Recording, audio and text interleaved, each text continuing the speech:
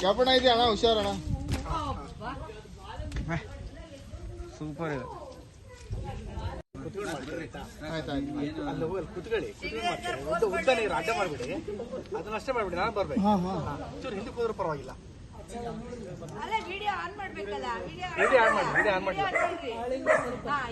ಇವಾಗ ಮಾಡಿ.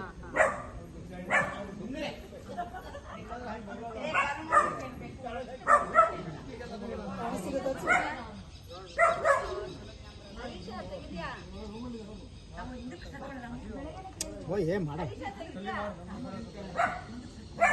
ಏನ್ ಮಾಡಲ್ಲ.